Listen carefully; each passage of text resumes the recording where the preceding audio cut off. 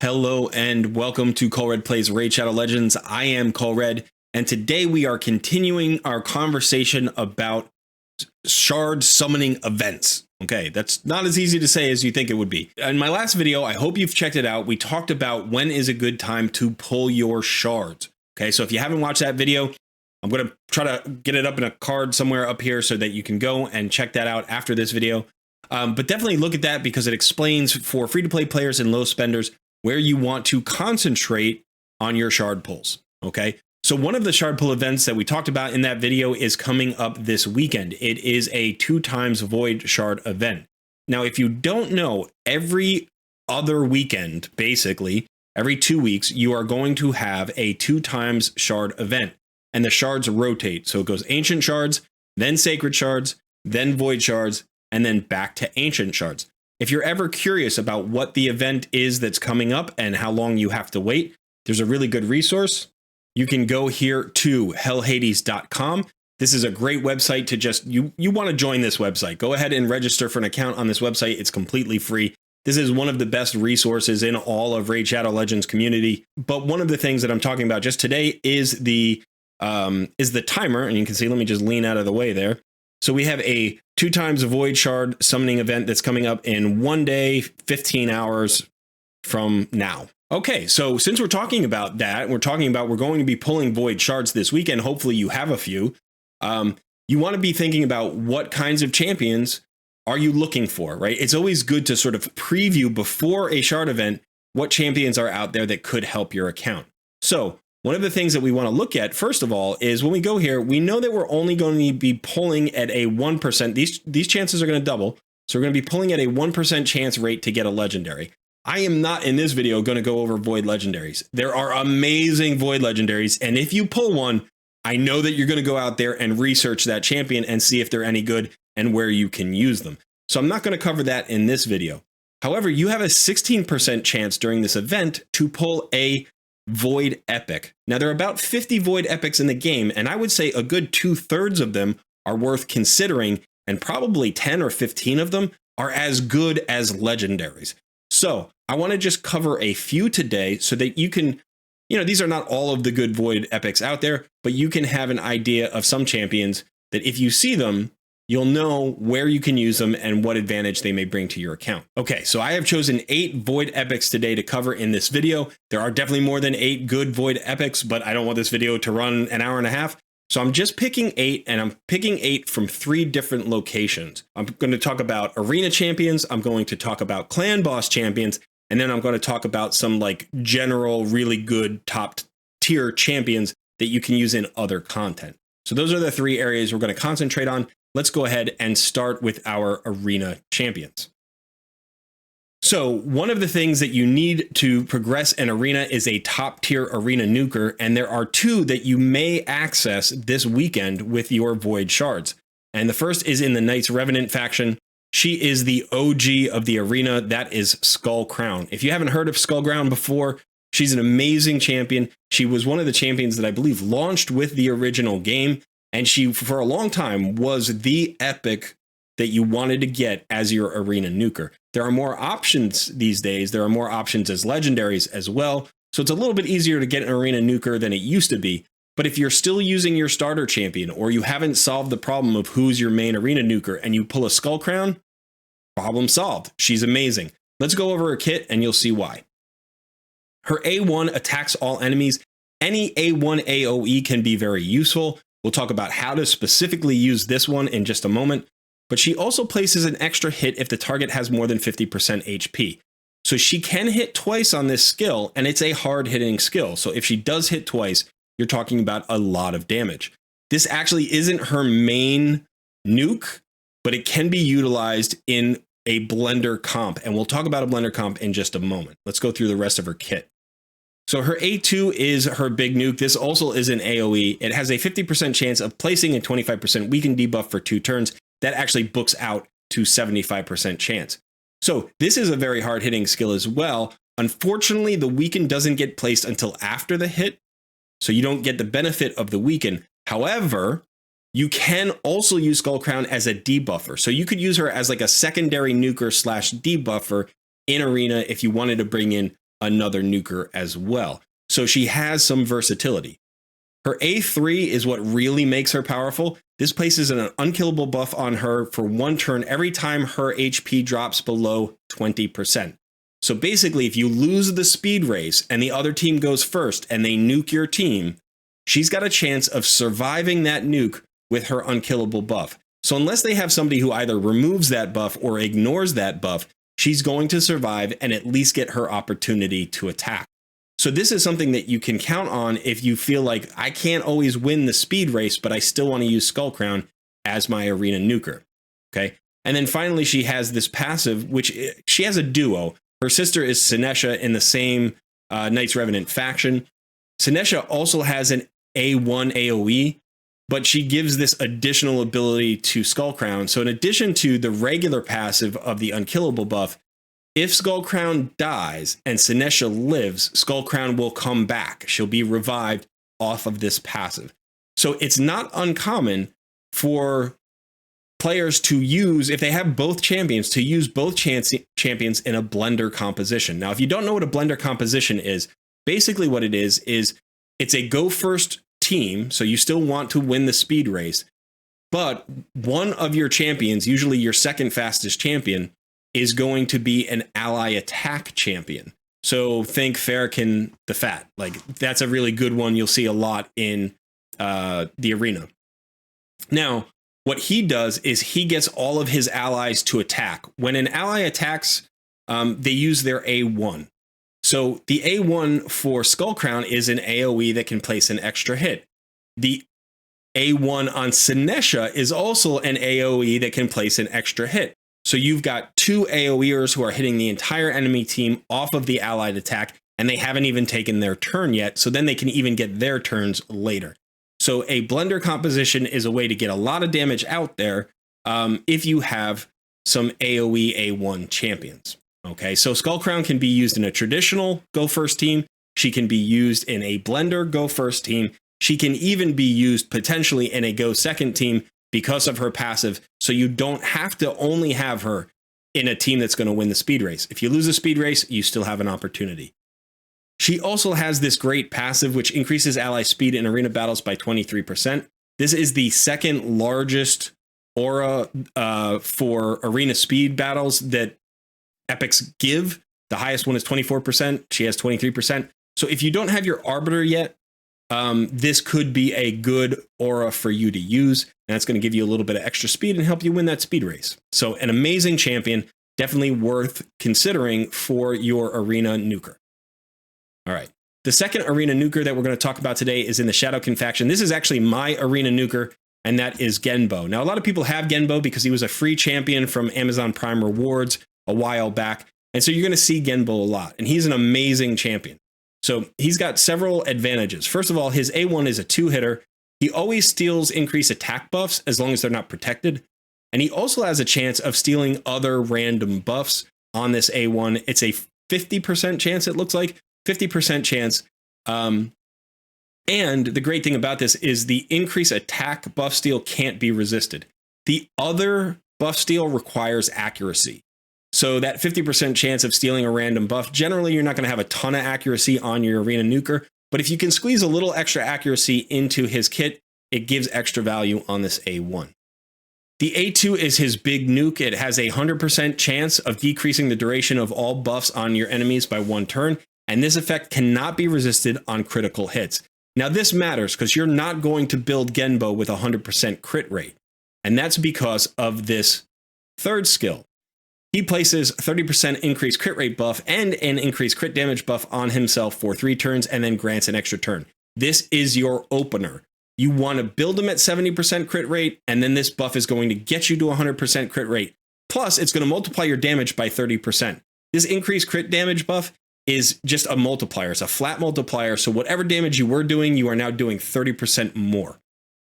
So you open with this, get the extra turn, and then hit with the A2. So if you hit with the A2, you're probably going to have a 100% crit rate the first time.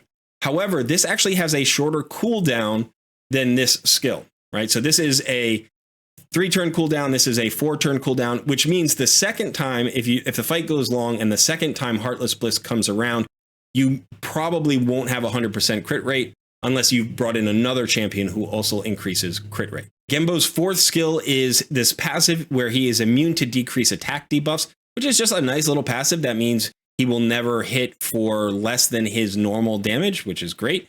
And he will ignore unkillable buffs when attacking under an increased attack buff. This is actually a highly valuable passive.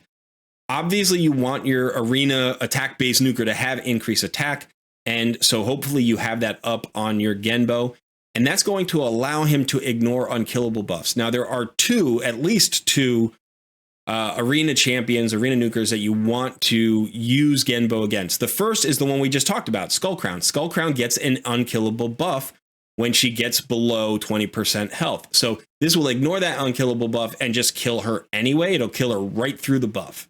The other one is maybe one of the best Void nukers in the entire game, which is Leorius the Proud from the Skinwalkers faction. So he also has a unkillable buff that comes up on a passive. I think he has to get all the way down to like 1 HP or something for it to activate. But when it does, he will be unkillable. And then he does increase damage based on his missing health. So he'll be at 1 health, and then he's going to come back and nuke you. But if you've got Genbo, guess what? He doesn't get to stay at 1 health. Leorius just dies. Okay, so this is a very good counter for both Skullcrown teams and Leorius teams, and any other team that you know is going to utilize an unkillable buff. Okay, finally, Genbo also has an increased ally speed in arena battles by 20%, which is also very nice. So again, if you don't have a better ally speed in arena battles aura, you can use Genbo as your lead. I actually do that fairly frequently in 3v3 arena. Okay, so those were our 2 arena nukers, our 2 arena champions. Now we're going to move on to clan boss champions. So the first thing that we're going to talk about is clan boss damage dealers. And we've got 2 really good ones here today in the Void Epic category. The first one is in the Ogryn tribes, and that is Uragrim. Now, a quick note I want to make right here before we go any further. I am a 100% free-to-play player. I know I've said that before. I just want to remind people or tell people who don't know that. And I'm not going to recommend champions that I haven't built out myself. So all of these champions that you're hearing about today, I've either built to 5 stars or 6 stars.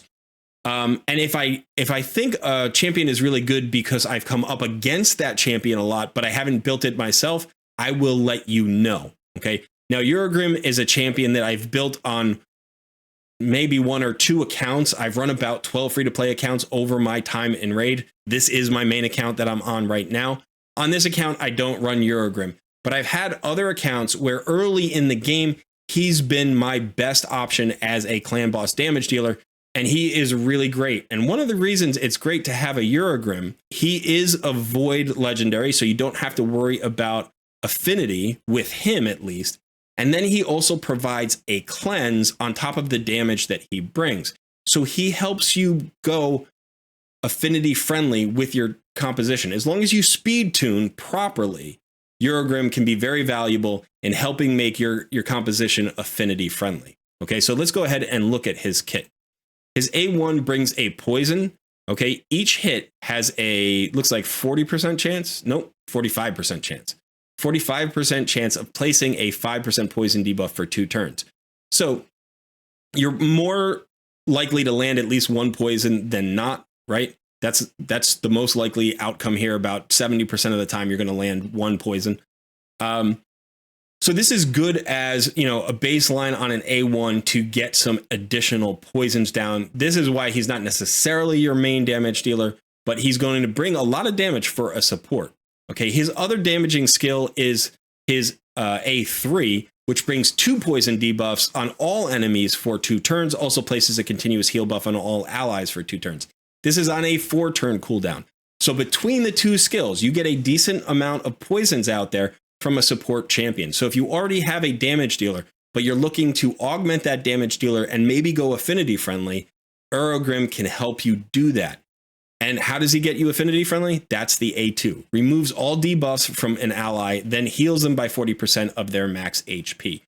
So what does affinity friendly mean in Clan Boss? That's a good question.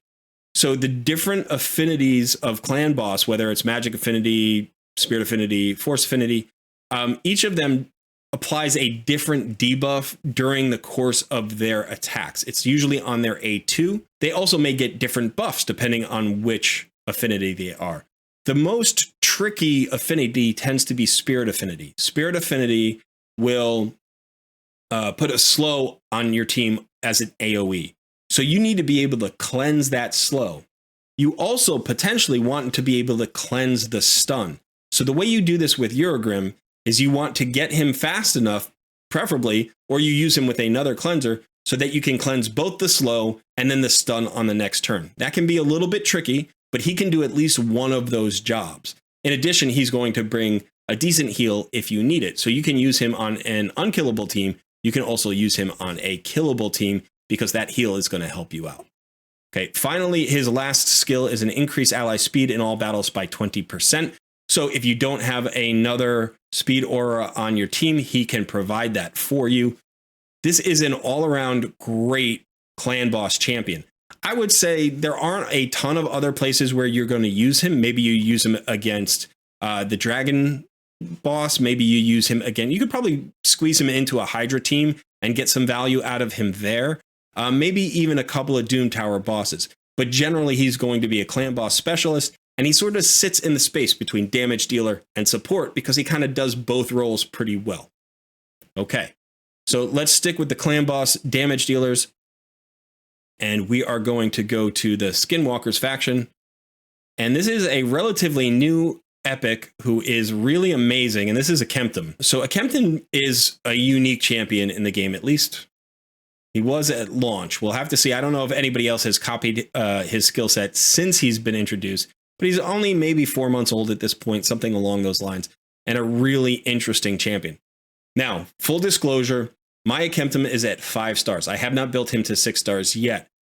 But even experimenting with him at 5 stars, I'm really liking the synergy of his kit, and I can't wait to get him to 6 stars. He's definitely in my top 5 list of epics to 6-star next, because I can use him both in Clan Boss and potentially in Hydra Clan Boss. He's good in both places. And this is why. So his A1 is a triple hitter, which is awesome. And each hit has a 50% chance when booked of placing a large poison debuff for 2 turns. Great. He's a poisoner. Awesome. Poisoners are good in Clan Boss. If the target is under a hex debuff, each hit also has a 40% chance, actually 50% when booked, of applying a debuff spread effect, taking one random debuff from the target and placing it on all enemies. So he has a 50% chance of spreading debuffs. Remember, this is on each hit, so he could potentially spread 2 or even 3 debuffs on each A1. So he puts poisons down and then he spreads them to everybody. Or he takes your HP burn and spreads it to everybody. Or he takes your weaken and spreads it to everybody. Okay, so you can take a single target debuffer and he helps turn them into an AoE debuffer. That's basically what this skill does. It does require Hex, but Hex is in his kit. So we're going to see that you don't necessarily even need another Hex champion, although you could bring another one if you wanted more reliability. So let's look at the A2. The A2 is also a triple hitter, but this one hits all enemies, which is crazy. That's a really rare skill to hit everybody multiple times. And we're talking 3 times, not just 2 times. So each hit has a 75% chance when booked of increasing the duration of any Hex debuffs on enemies by 1 turn. If enemies don't have Hex, he has a 75% chance of putting it on them. So he can bring the Hex. It's not a 100% chance, which is why you might want a second Hex champion. It's not 100%, but his 75% chance is still very good. And then he can increase that duration to make sure it's up all the time. This is on a 3-turn cooldown. So he's going to extend those Hex debuffs and just keep them going. Now, his A3 has a 100% chance when booked of inflicting damage from 1 poison debuff to enemies under a Hex debuff whenever their allies receive damage from poison debuffs. So this is basically turning poisons into a stronger version of HP burns. Okay, so the difference between poison and HP burns is both are HP based. So they do a percentage of the target's health as damage. But poisons tick when the enemy takes a turn, and it ticks just on the target. Whatever target is taking the turn, that's the champion that takes the damage. HP burns are a little bit weaker in terms of the damage they do. They do a smaller percentage of damage, but it spreads to the entire team. So whenever a champion takes a turn, the HP burn procs, and it does damage to everybody on the team. This is basically making poison like a double HP burn, because every time somebody takes a turn, they take damage from poison, and that poison damage spreads to the entire team. This is an incredible skill. It's one of the best damage dealing skills in the game for a multi-target scenario. So like Hydra Clan Boss. It's incredible. A 5% HP burn, basically. That's what he's doing. In addition, he has an ally speed in all battles aura of 18%, which is solid. If you need it, you may have a faster one, and that's fine. But if you don't have one, you can always use him as your aura lead as well. So an amazing clan boss damage dealer with all the poisons, and an amazing Hydra clan boss damage dealer with all the debuff spread effects. Use them wherever you choose. Okay, so we're going to stick with the clan boss, but we're going to move over to support champions. So the first one that we're going to look at is in the Dwarven faction, and that is Demitha. Now, Demitha is an amazing champion that enables unkillable clan boss teams. So she's probably, along with Maneater, the easiest way to get to an unkillable clan boss team. Most of the other champions, with one exception, are legendaries, but Demitha and Maneater are, and I think Warcaster's the third.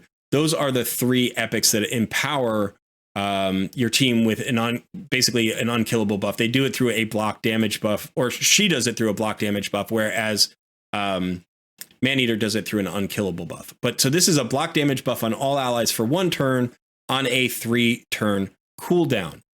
So you're going to have to get going pretty fast. But if you have one Demitha, you can that's all you need. If you can hit the speeds, you can create an unkillable clan boss team.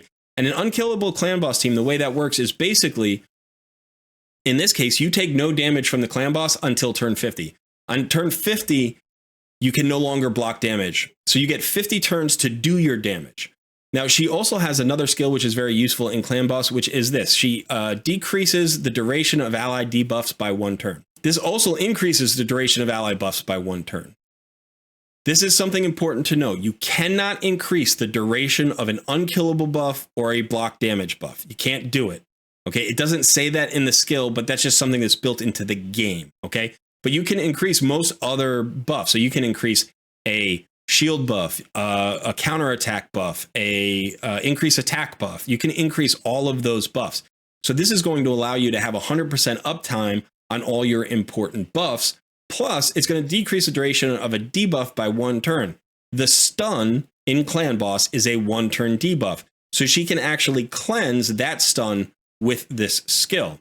So she has an opportunity to give you the unkillable block damage buff, and she has the opportunity to cleanse your stun and potentially go affinity friendly. Okay. On her A1, she also gives you a little bit of a shield, which is nice. It's a 2-hitter. And then she does have an aura of defense in all battles by 20%, which is okay. It's not a huge number, but sometimes a little bit of extra defense is all you need. So an amazing support champion, and definitely one of the champions that's like most desired, because she's the easiest way to build an unkillable clan boss team. Okay, the next support that we're going to talk about is in the Sacred Order faction, and that is Godseeker Aniri. Now, Godseeker Aniri is amazing in a lot of areas, and you can really use her outside of Clan Boss. In fact, your primary use for her may be outside of Clan Boss. She's a champion that empowers some of the best teams for the Sand Devils of the Acropolis. And she's also usable in Arena. She's usable really in a lot of places, but not always with the same build. So you may have to choose where you want her to work for you, and then you're going to get a lot of value out of her pretty much wherever you use her. So she is a defense-based support, and she's a great champion. Her A1 has a heal. It will heal the lowest ally by 5% of their max HP. This is a small heal, but it's not insignificant because it's on an A1, so you can get it out fairly often if you want to. Her A2 is a much better heal. This is on a 3-turn cooldown. This is an AoE, so it's potentially possible to put her in a stun set, although I don't know that I would do that, but I have seen it before, so that is a consideration. But this heals all allies by 15% of their max HP, then decreases the duration of all buffs on all enemies by 1 turn, and increases the duration of all buffs on all allies by 1 turn. So she is also a buff extender, just like Demitha. So this is an extremely powerful ability in a killable clan boss team. Unlike Demitha, she doesn't make you unkillable, but what she can do is actually get you past that 50 turn mark. Forget about the unkillable buff and just go with increased defense, strengthen, shields, ally protect. You get a lot of mitigation out of those buffs. She's going to make sure you have 100% uptime, so you can last maybe 70 turns, 80 turns, 100 turns with a Godseeker Aniri, and that gives you even more turns to do damage. In addition, this also decreases duration of all buffs on all enemies, so she can remove some of those buffs that might go out there based on the affinity, or at least lessen how frequently they are used. Okay. Then finally, she has a revive. The revive is a nice revive. Revives the dead ally with 50% HP and 50% turn meter, and then resets the cooldowns on all of their skills. So if she revives an if she revives an ally, they come back with all of their cooldowns refreshed like they had just spawned into the round. So this is not something you necessarily want to use in clan boss, because you would prefer nobody to die during clan boss, but this could be highly useful in other places. Then Aniri has this passive. Now this passive has 2 parts, and they're both pretty good. The first part increases the amount of healing allies received by 10%. That is from all sources, so not just the heals that she gives, but the heals from any source. So that's nice, a little bit of extra healing. But the second part is really strong. If an ally is about to get killed by a fatal hit, preempts that hit, and instantly places a revive on death buff on them for 1 turn before the damage is taken. Okay, so basically what that means is if an ally is about to die, they get an instant revive on death buff, and they will come back right after the hit. Okay, now that's like having 2 revive. I mean, it is. She has 2 revives. She has a passive revive and an active revive. Now, this passive is on a 4-turn cooldown. The active is also on a 4-turn cooldown, but this makes her viable in a lot of places. You can use her in an arena team like a Go Second team, and she can just be bringing people back left and right. And it's really hard to clear the board when you've got a Godseeker Aniri on the enemy team.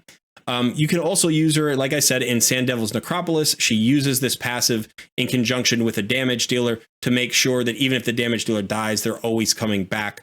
And so, yeah, just a very good all-around support, but also phenomenal on a killable clan boss team. I wouldn't put her on an unkillable team. There's no real reason for that, unless you're struggling for a buff extender, in which case you could do that. But generally, you don't need buff extenders on unkillable teams. Okay, so that's our 2 support champions. Now we're going to stay in the same faction, but we're going to move to a damage dealer that is specifically designed, or specifically like advantageous for Hydra clan boss, and that is Inquisitor Shamil. Now, this isn't a champion that you want to use in every single Hydra rotation. However, you may want multiple copies of Inquisitor Shamil, because when you do use Inquisitor Shamil, he is the perfect solution for the Head of Torment. Now, the Head of Torment is the Hydra head that when you hit that Hydra head, the champion that is doing the damage that hits the Hydra head receives a True Fear debuff. Okay, now the only way to avoid that is to be under a Veil or Perfect Veil. So if you are bringing in any AoE damage dealers who don't utilize Veil or Perfect Veil, they're going to get feared. Now, fears mess up your team, right? Because they give you a 50% chance to lose a turn. A True Fear basically gives you a 50% chance to not only lose your turn, but lose your cooldown. Okay, so fears are like a major issue that you have to deal with in some way. And Inquisitor Shamil is the perfect champion for dealing with the Head of Torment. And it's entirely because of this passive. So forget the first part of the passive for a second, and we'll go right to the second part. Whenever an ally receives a Fear or True Fear debuff from an enemy, this skill will instantly remove the debuff and fill the ally's turn meter by 15%. So basically, Inquisitor Shamil, this doesn't have a cooldown. Inquisitor Shamil makes you immune to fears and true fears. Your entire team is immune to them. You will just not ever see them. They will disappear instantaneously. It's not even like they land and get removed. He literally just says, nope, not happening. Now, mix this with the rest of his kit, and you've got a powerful damage dealer as well. So, His A1 attacks one enemy has a 50% chance of decreasing the duration of any random buff, which is nice. So you can potentially remove buffs. This actually books to 75% chance. But the second part is the part we're really worried about. Every time an enemy places a debuff, like a fear or a poison or decreased defense or whatever, but every time an enemy places a debuff on an ally, uses this skill against that enemy. These counterattacks will only deal 50% of the normal damage and cannot be critical. That's important because his passive gives him turn meter on critical hits. So you won't get that off of this counterattack. But every single time the Head of Torment places a fear, he removes that fear, and then he shoots the Head of Torment in the face. So this is a great champion for dealing with the Head of Torment. If there are multiple Inquisitor Shamils out there, only one of them will actually counterattack. So it doesn't make sense to load more than one of them onto a team. However, if you're doing multiple levels of difficulty of Hydra, so let's say you're doing Brutal and Nightmare, you could use 2 of this guy, okay? But remember, you want to use him primarily in rotations that have the Head of Torment in the game. If the Head of Torment is not in the rotation, you don't need this guy. But if the Head of Torment is in the rotation, you desperately want this guy, okay? He is the perfect counter to the Head of Torment. Now, his A2 actually gives him some utility and damage even outside of Hydra Clan Boss, but also in Hydra Clan Boss. It's a 3-hitter that ignores 25% of the target's defense automatically, and then will ignore a further 25% of the target's defense for each buff on this champion. Okay, so what that means is Inquisitor Shamil is one of the few champions that can ignore 100% of the target's defense relatively easily, right? All you need to do is get 3 buffs on this guy, and that's 100% ignore defense on the A2, okay? In addition, this places a True Fear debuff on all enemies for 1 turn if this attack kills an enemy. This skill is not useful against Hydra Clan Boss, but if you're doing wave content and the A2 kills an enemy in the wave, all of the enemies in the wave will then get a True Fear for 1 turn. And that will happen a surprising amount of time when you ignore 100% defense. This guy actually hits incredibly hard with this skill if he's got 2 or 3 buffs on. Okay, finally, he does have an aura. It's not a particularly useful one, but again, you might use him in Doom Tower waves in certain fights, even against certain bosses. So you could potentially use this ally accuracy in Doom Tower battles aura. We are down to our last of these 8 Void Epic champions. These are all amazing champions, and the one who tops the list here is probably the most famous of all Void Epics, and that is Seer. She's considered a support, but don't let that fool you. This is one of the hardest hitting champions in the game, and in fact, she is probably the best wave clearer in the game if you set her up right. And that includes every legendary in the game. And it's all because of this A3. So this removes all buffs from all allies and enemies, then attacks all enemies. Damage increases according to the number of removed buffs. Okay? So basically, the more buffs she removes from both your team and the enemy team, the more damage she does. Now, if you can get 2, 3, 4 buffs, 5 buffs on every member of your team, then she's removing 20, 25 buffs from your team. Plus, if there are any buffs on the enemies, she can remove those too. Now, in order to remove the enemy buffs, she does need accuracy, so you'll have to consider that when you're building her out. Do you want to build her with accuracy or not? But she is a buff remover from the enemy as well. So she could be removing 10 buffs from them and 25 buffs from your team. That's 35 buffs she's removed. She's going to get so much damage. The numbers that you see from this champion are going to be insane. If you pull Seer, you want to build her. You want to build her for Doom Tower waves. You want to build her for speed runs of dungeons. She will crush through the dragon, dungeon, the waves. She'll crush, the waves in Fire Knight. She will get you to the boss in like 10 seconds. Okay. Typically, you run her with a reset champion like Kaimar. Kaimar is the most common reset champion for Seer, and that means she can nuke wave 1. Kaimar will reset everybody's skills. We'll get all the buffs out there. She will then nuke wave 2, and then you get to the boss. Against the boss, she's okay, but she gets you through waves faster than any other champion in the game. Now, her A1 has a 15% chance of granting an extra turn. Who cares? Her A2 is actually not bad. This places an increased crit rate buff on all allies for 2 turns and places a weaken debuff on all enemies for 2 turns.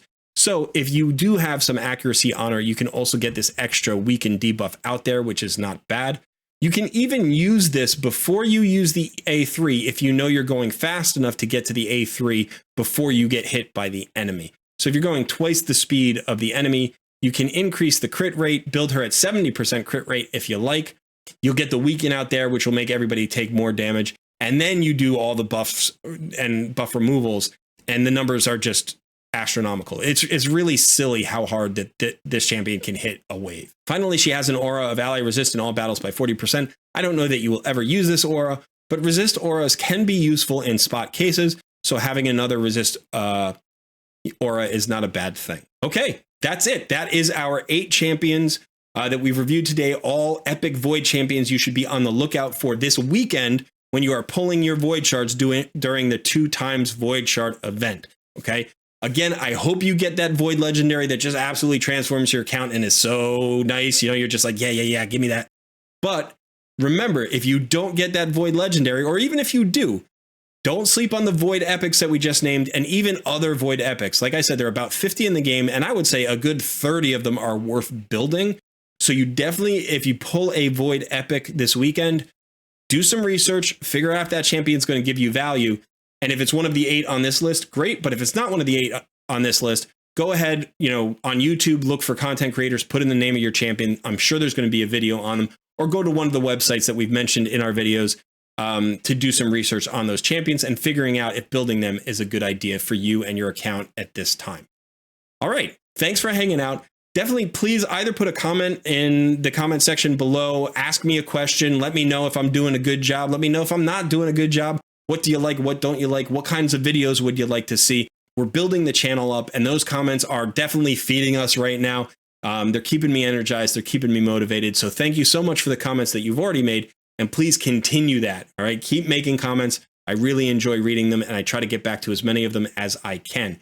In addition, if you like the video, please drop a like. And if you like the channel, please drop a subscribe. We're growing fast, and I intend to be here for the foreseeable future. This has been a lot of fun.